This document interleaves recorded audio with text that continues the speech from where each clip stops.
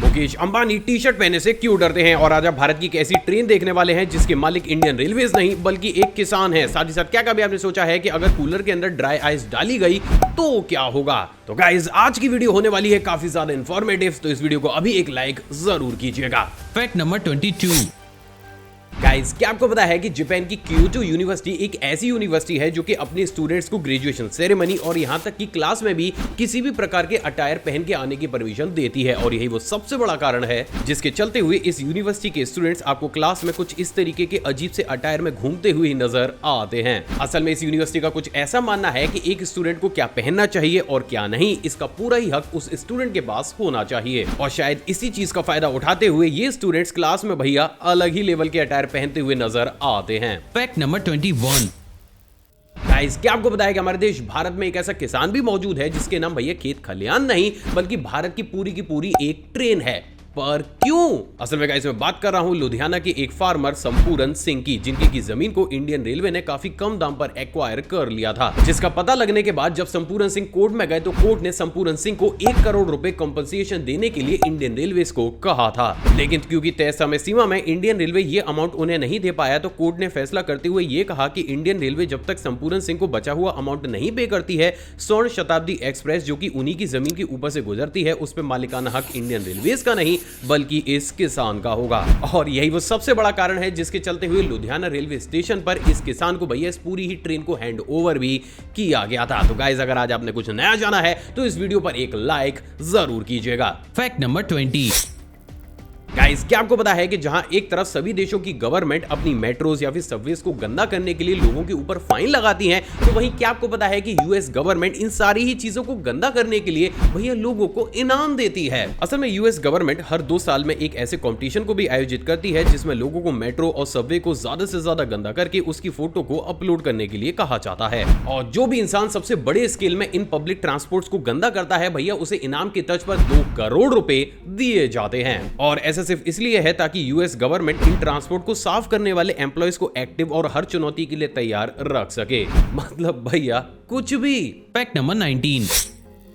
Guys क्या आपको पता है कि आज भी बहुत से एक्सपर्ट्स ये मानते हैं कि यूएस, रशिया और चाइना आज भी सीक्रेट तरीके से सन गन टेक्नोलॉजी के ऊपर काम कर रहे हैं। असल में ये सेम वही कॉन्सेप्ट होता है जिसकी मदद से हम मैग्नीफाइंग ग्लास के थ्रू किसी भी कागज को जलाते हैं, लेकिन बस इस कॉन्सेप्ट में ग्लास को काफी ज्यादा बड़ा बनाकर उसे स्पेस में स्टेबल किया जाता है, और उसे किसी कागज को नहीं बल्कि शहर और यहाँ तक कि कंट्री को भी जलाया जा सकता है। हालांकि इस बात में कितनी ज्यादा सच्चाई है ये तो कोई भी नहीं जानता, लेकिन बहुत से एक्सपर्ट्स ये मानते हैं कि आज भी इस सीक्रेट मिशन पर दुनिया के बड़े बड़े देश काम कर रहे हैं। सच में भयानक। Fact number 18।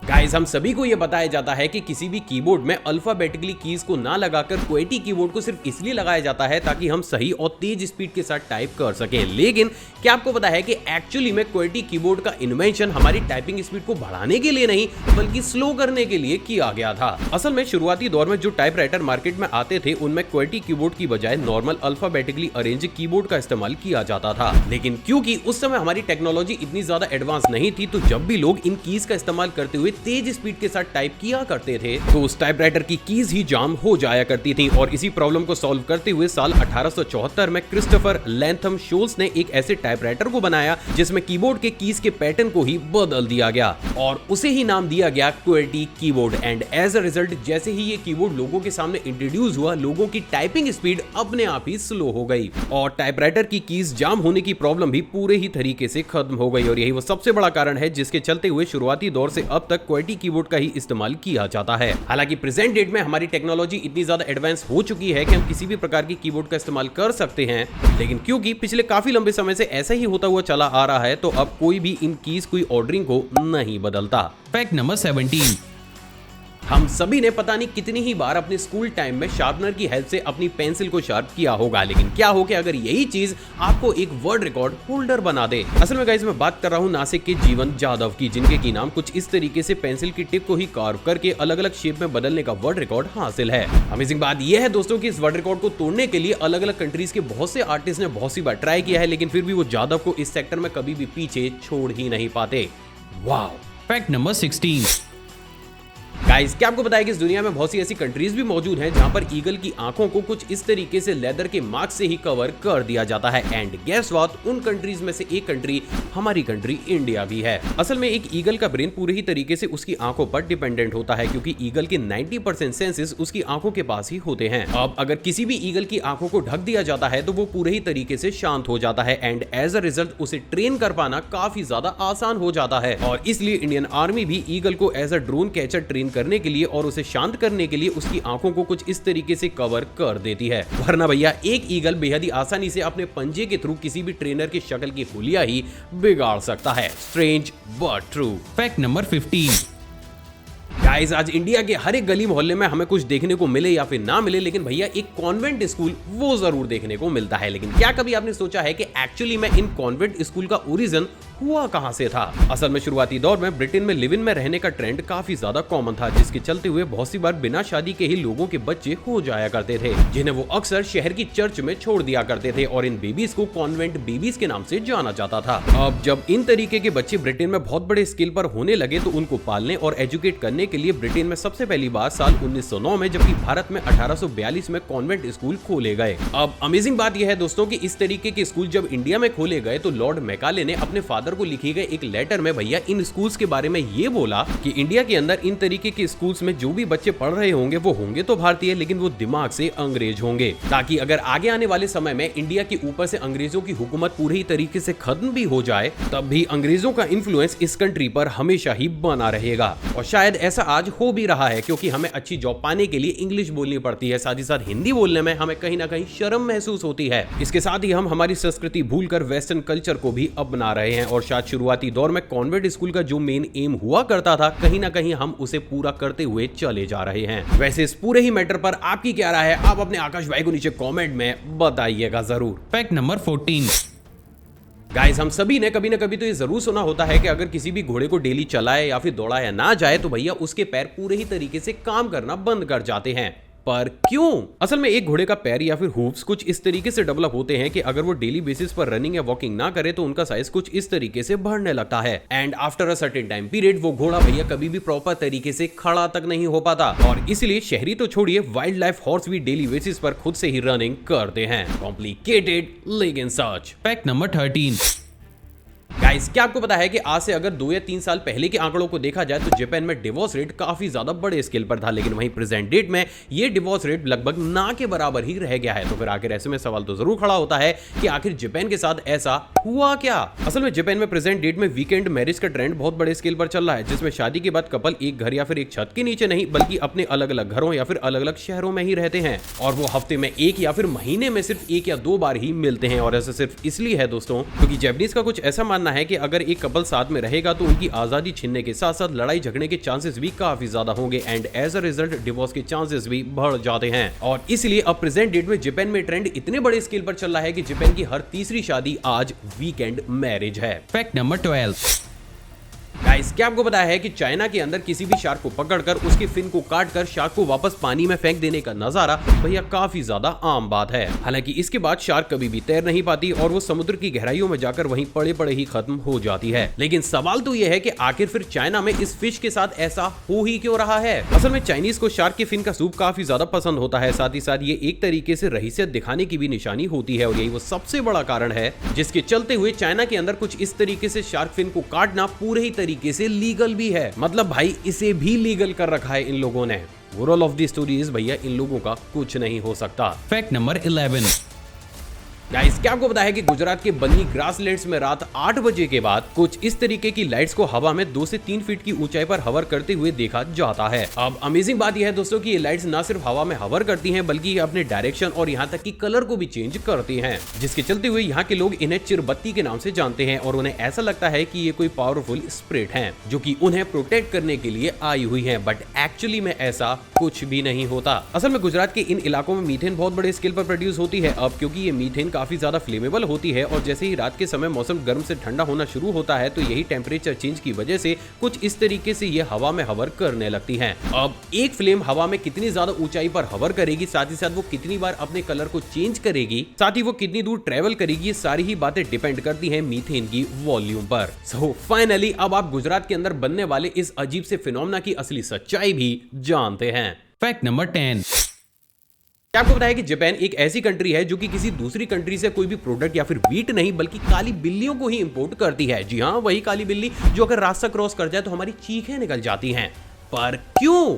असल में जापान में जैसे ही कोई भी लड़की 20 साल की होती है उसे तब तक अपने पास एक ब्लैक कैट को रखना होता है जब तक कि उसकी शादी ना हो जाए, क्योंकि जापानीज का कुछ ऐसा मानना है कि ब्लैक कैट के पास एक ऐसी पावर होती है जो कि उस लड़की के लिए बिल्कुल ही परफेक्ट लड़के को उस लड़की की तरफ अट्रैक्ट कर सके। अब क्योंकि जापान की पॉपुलेशन भी काफी तेजी के साथ गिरती हुई चली जा रही है तो लोग जल्द से जल्द सही पार्टनर को ढूंढने के लिए इस रिचुअल को बहुत बड़े स्केल पर फॉलो कर रहे हैं and as a result Japan में ब्लैक कैट्स की इंपोर्टिंग भी दुगनी स्पीड से की जा रही है। अजीब लेकिन सच। Fact number 9। Guys, present date में हम ह्यूमंस और यहाँ तक कि बहुत से एनिमल्स को इवॉल्व होते हुए तो जरूर देखा है, लेकिन क्या कभी आपने इंग्लिश के इन अल्फाबेट के एवोल्यूशन को देखा है? नहीं तो जरा इस चार्ट पर नजर डालिए जिसमें 1750 BCE से लेकर प्रेजेंट डेट तक इन अल्फाबेट्स के एवोल्यूशन को दिखाया गया है और इसे देख आप बेहद ही आसानी से अंदाजा लगा सकते हैं कि कैसे पहले इन इंग्लिश के अल्फाबेट्स को कितने कॉम्प्लिकेटेड तरीके से लिखा जाता था। तो गाइस, अब जरा इस वीडियो को उन लोगों के साथ शेयर जरूर कीजिएगा जो कि अपने आप को इंग्लिश में कुछ ज्यादा ही मास्टर कहते हैं। Fact number 8। इंडिया के अंदर इंडियन न्यूज़पेपर छपना भैया काफी ज्यादा आम बात है, लेकिन क्या आपको पता है कि हमारे देश भारत में कई दशक पहले से अभी तक एक चाइनीज न्यूज़पेपर को भी निकाला जाता है। असल में बहुत ही कम लोगों को यह मालूम होगा, लेकिन साल 1935 में चाइनीज जर्नल ऑफ इंडिया ने इंडिया के अंदर पहले चाइनीज न्यूज़पेपर की शुरुआत की थी, जिसे कि साल 2020 तक इंडिया में सियोंगपो के नाम से जाना जाता था। हालांकि वो बीमारी जो खुद चाइना ने गिफ्ट रैप करके भैया पूरी दुनिया को दी थी, उसके बाद लोगों ने इस न्यूज़पेपर का बॉयकॉट करना शुरू कर दिया और ये पूरे ही तरीके से बंद करना पड़ा। लेकिन यह भारत के इतिहास का पहला और आखिरी ऐसा चीनी न्यूज़पेपर था जिसे इंडिया से निकाला जाता था and I am damn sure हम में से बहुत ही कम लोगों को इस न्यूज़पेपर के बारे में पता होगा। Fact number 7। गाइस, क्या आपको पता है कि मैंड्रीन डक को इस पूरी दुनिया की सबसे ज्यादा रेयर और खूबसूरत डक माना जाता है और इनकी क्वांटिटी पूरी दुनिया में कितनी ज्यादा कम है इस बात का अंदाजा सिर्फ आप इस चीज से लगा सकते हैं कि इंडिया में आखिरी बार इस डक को साल 1902 में देखा गया था। लेकिन आप ये जानकर दंग रह जाएंगे, लेकिन अभी हाल ही में भारत के आसाम में दोबारा से इस डक को स्पॉट किया गया है, जिसके चलते हुए इंडिया तो छोड़िए बाकी के कंट्रीज भी इंडिया की भैया इस डक को सेफ रखने में हेल्प करने के लिए आगे आ रहे हैं। एंड एक्चुअली में यही चीज हमें रियलाइज कराती है कि कितनी रेयर स्पीशी की डक हमें हमारी इंडिया में दोबारा देखने को मिली है। Fact number 6। गाइस, क्या आपको पता है कि आगे आने वाले समय में फोटोग्राफर्स का करियर पूरे ही तरीके से खत्म होने वाला है और उसके पीछे का सबसे बड़ा कारण ड्रैगन AI एडिटिंग टूल है। असल में ये एक ऐसा AI टूल है जिसकी मदद से आप मॉडल के फेस एक्सप्रेशन, हेयर स्टाइल, कपड़े, हाइट, बैकग्राउंड और पोजेस चेंज करने के साथ साथ उसके फेस एंगल को भी चेंज कर सकते हैं। यानी कि इन शॉर्ट आप एक सिंपल सी दिखने वाली फोटो को कुछ ही सेकंड्स में ऐसे ट्रांसफॉर्म कर सकते हैं कि मानो किसी प्रोफेशनल फोटोग्राफर ने घंटों की मेहनत के बाद उसे क्लिक किया हो। एंड ऑनेस्टली इस चीज के लॉन्च होने के बाद बहुत से एक्सपर्ट्स को अभी डर लग रहा है कि शायद अब इंटरनेट पर दिखने वाली सभी फोटोज पर बिलीव कर पाना काफी ज्यादा मुश्किल होगा। साथ ही साथ ये AI टूल काफी ज्यादा लोगों को बेरोजगार भी जरूर कर देगा। Fact number 5।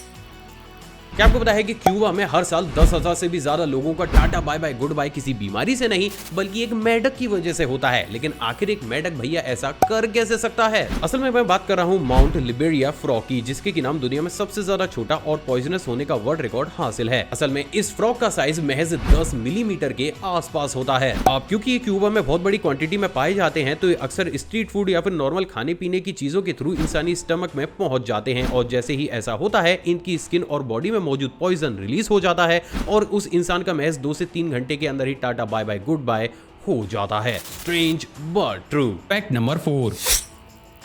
गाइस, क्या आपको पता है कि नेटफ्लिक्स और बाकी के OTT प्लेटफॉर्म में पासवर्ड शेयरिंग के मामले में इंडिया सबसे आगे है, क्योंकि नॉर्मली यहाँ पर सभी दोस्त मिलकर सिर्फ एक ही नेटफ्लिक्स अकाउंट को रिचार्ज कर लेते हैं। लेकिन क्या आपको पता है कि आगे आने वाले समय में आप भैया इंडिया के अंदर ये नहीं कर पाएंगे, क्योंकि अभी हाल ही में नेटफ्लिक्स ने 100 से भी ज्यादा देशों में पासवर्ड शेयरिंग को ही बैन कर दिया है, जिसके अकॉर्डिंग अगर आप अपने घर के बाहर किसी भी दोस्त को अपने नेटफ्लिक्स अकाउंट का पासवर्ड देते हैं तो उससे भी एक्स्ट्रा पैसे चार्ज किए जाएंगे। हालांकि अब ये चीज इंडिया में नहीं है, लेकिन आगे आने वाले महज 2 से 3 महीने के अंदर ही इसे इंडिया में भी अप्लाई कर दिया जाएगा। Fact number 3।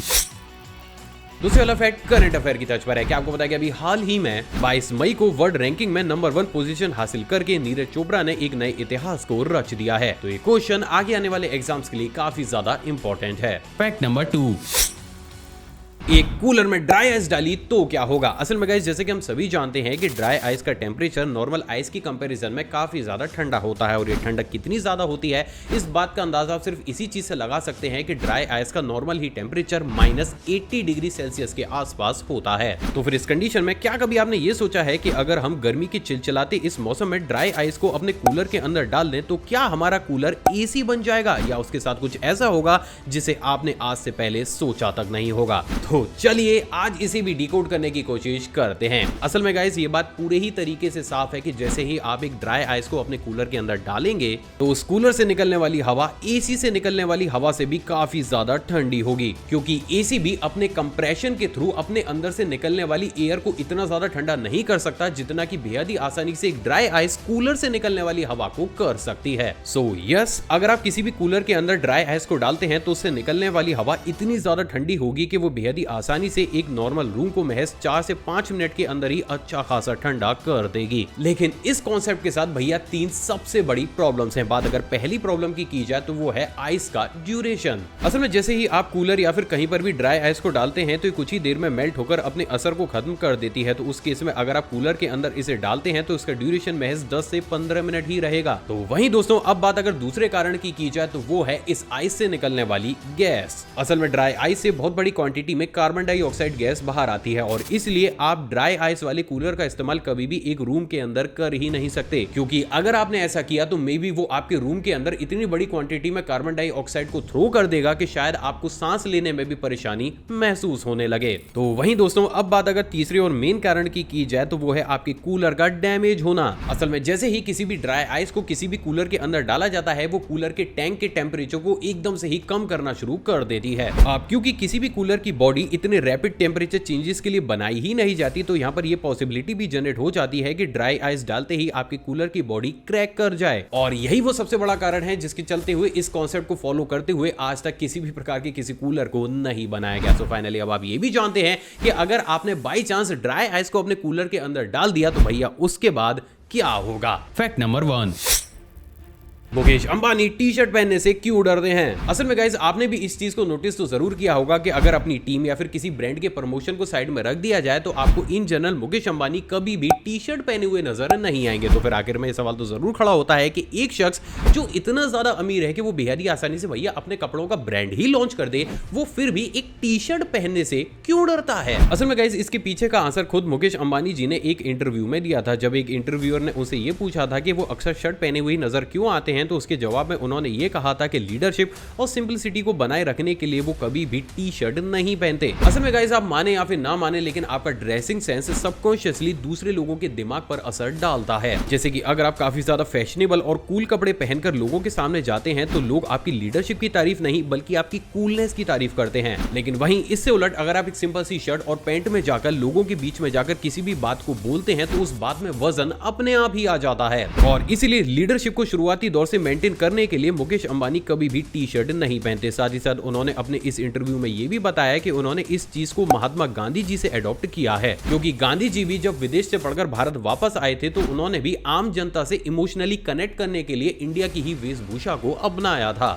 और इसलिए मुकेश अंबानी भी अपनी कंपनी के हर एक छोटे से छोटे एम्प्लॉय से कनेक्ट कर पाए, इसलिए वो बेहद ही सिंपल कपड़े पहनना प्रेफर करते हैं ताकि वो एम्प्लॉय एटलीस्ट उन्हें देखकर इनसिक्योरिटी को फील ना करे। और यही वो सबसे बड़ा कारण है जिसके चलते हुए अपनी लीडरशिप को बनाए रखने के साथ साथ अपने कंपनी के हर एक एम्प्लॉय से इमोशनली कनेक्ट करने के लिए मुकेश अंबानी हमेशा ही सिंपल शर्ट पहने हुए ही नजर आते हैं। आई होप दोस्तों आज का एपिसोड आपको पसंद आया होगा और आपने इस वीडियो को ऑलरेडी लाइक कर दिया होगा। आप मुझसे अगर कोऑर्डिनेशन को बढ़ाना चाहते हैं तो नीचे कमेंट बॉक्स में कमेंट जरूर कीजिएगा, क्योंकि मैं हर एक के कमेंट को पढ़ता हूं। साथ ही साथ आप चाहें तो मुझे इंस्टाग्राम पर भी फॉलो कर सकते हैं। उसके लिए गूगल पर जाकर आपको आकाश अरोड़ा टाइप करना है, गूगल देता सीधा आपको मेरी इंस्टाग्राम आईडी तक ले आएंगे। एक और फ्रेश कमाल एपिसोड में आप सभी से दोबारा मुलाकात होगी दोस्तों। जय हिंद।